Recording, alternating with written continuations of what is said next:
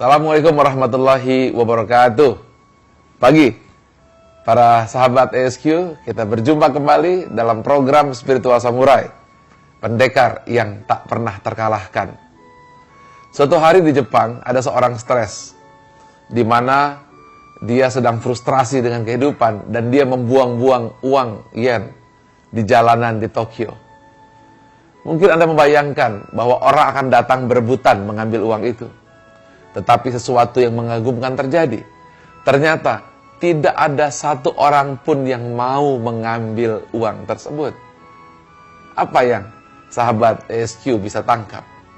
Ya, inilah kejujuran yang menjadi sebuah nilai. Harta tidak lagi utama. Justru kejujuranlah prinsip yang harus dipegang teguh. Kunci para spiritual samurai adalah memegang kata gi atau kejujuran yang menjadi kekuatan para samurai. Ada juga kejadian yang belum lama terjadi. Mungkin sahabat ESQ masih ingat ketika terjadi tsunami yang sangat hebat di Jepang. Ada sebuah restoran yang saat itu sedang melayani banyak tamu. Tiba-tiba terjadi gempa bumi yang sangat hebat. Seluruhnya berlarian meninggalkan restoran. Padahal makanan belum dibayar. Apa yang terjadi? Besoknya, tiba-tiba satu persatu, mereka yang makan datang membayar persis dengan jumlah tagihan yang terjadi kemarin. Artinya, tidak ada satu orang pun yang lari kemarin, kecuali mereka berkumpul dan kemudian membayarkan kembali uang yang harus dibayarkan.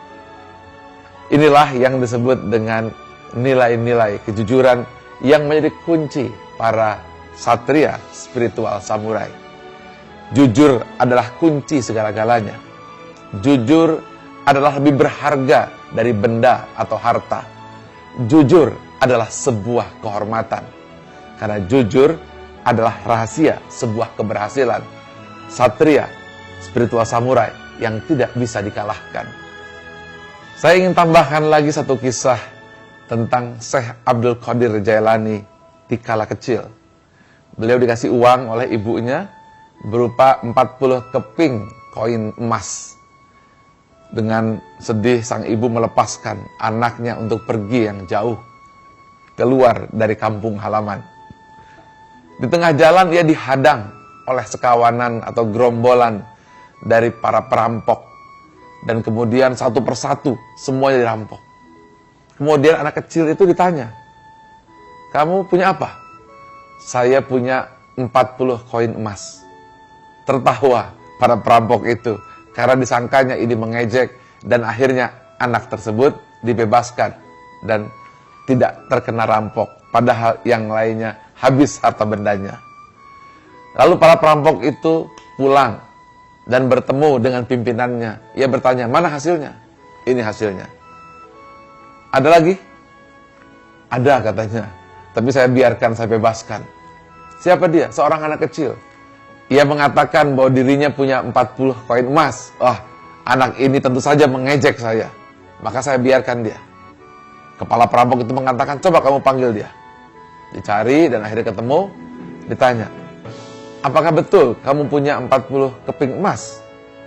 Kemudian anak tersebut mengatakan, "Ya, saya punya." "Coba tunjukkan di mana letaknya." "Dijahit di bawah ketiak bajuku ini." Kemudian dilihat dan ternyata benar, 40 keping emas. "Mengapa kau katakan itu? Mengapa tidak kau sembunyikan?"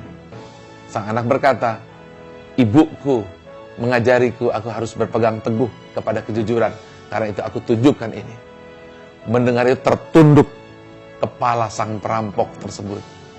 Ia nampak mendapatkan sebuah pukulan tamparan dengan sebuah kehalusan budi pekerti dan kejujuran.